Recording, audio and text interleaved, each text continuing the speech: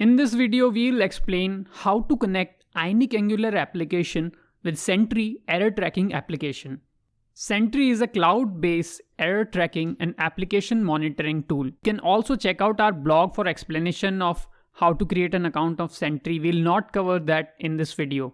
Here we have already created an account, and in that account we have already created a project. So that will be the first step to start with Sentry configurations. Right now it is not showing any error here because we have no current error. What I am doing is I am doing an npm install of Sentry Cordova plugin to connect it to the Sentry cloud system. It can take a lot of time depending on how your connection is. After this, we have one more step. We have to run a Cordova command, Cordova plugin add Sentry Cordova. Be sure you are not using Ionic Cordova command because it has some issues which can hamper your tracking. So here we successfully configure our project. There may be a file called sentry.property generated. We'll show you what is there later on. Here you can check where the plugin has been installed. Here is Sentry Cordova. Also, you have to make this configuration change in your package.json. In config, you will put ionic_generate_source map true. So this value is very important. You have to put this value as it is in your package.json. Now I'll run an Ionic command, or you can say an Angular command to generate source map. I'll type ionic build prod source map. This can also take a lot of time depending on how your system is performing. And ultimately it will generate a source map which will be useful for Sentry service to debug your application and find out in which line the error has occurred. This is very important. If you don't have source map, there is no way Sentry can find out the error line. You have to also initialize Sentry init here after importing the Sentry from Sentry Cordova. This DSN you will find in your project. This DSN you can also check out on our blog how to get this DSN. This will be very straightforward. So this will be the first step. After installing all the required thing, you have to do a sentry.init. Now I'm generating a class. This class will be the error tracking class. So I'm putting this class in services folder. I'm calling it services/Sentry Ionic error handler. So this is the class which is created. I have already pasted the code. This code is available on our blog and Sentry site. This is the basic. Here there is a line which says capture exception. So this sends the data from your app to their UI in the cloud. So now our source map process has completed.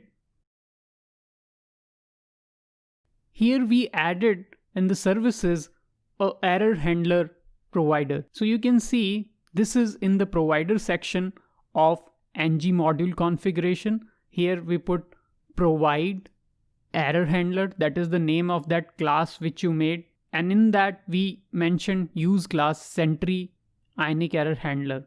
So in this you can see it implements error handler. So that is what we have called in that provider section. So this will connect your app to the Sentry.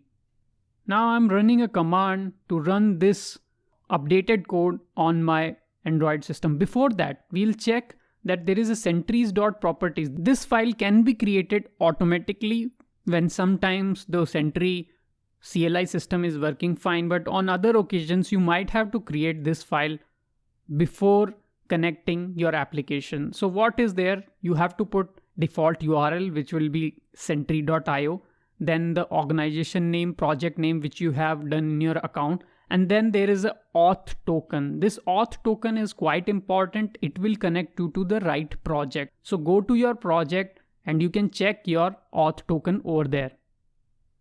So in your settings you can search for auth token. So I have already generated an auth token for my Sentry account, and this can be connected here. So it will be connected to your particular account. Now I am running the updated code on my Android. You can run on the Android simulator on your device, whatever you want. Right now the dashboard is not showing any error. Now on my mobile, I'll create an error. Also, I know already where that error is. So I'll show you in my home page of this application. I've already created some error, like I put settings as null and then settings.slides I'm accessing. So this is a JavaScript error. So this line should throw an error. So let's see when I open my app what happens. So I have opened my app. It's not visible on the screen because I am doing on my device.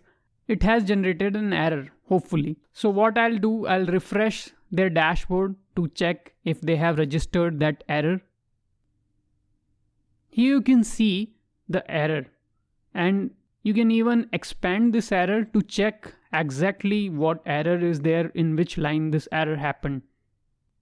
As you can see, that is the same line in which error happened. So you can see Sentry is way easy to connect. Once connected, you can take the advantage of its error tracking functionalities so that you can monitor your apps once they go into production or once they are given to the client or your users. You can always track your errors. A more detailed version of this process and all these settings and files is given on our blog. You can check out our blog on inapp.com. If you want to know more about such things, you can check out our blogs, Ionic, Firebase, Angular, React Native, all these applications. You can also check out our store.inapp.com site for getting any of such templates.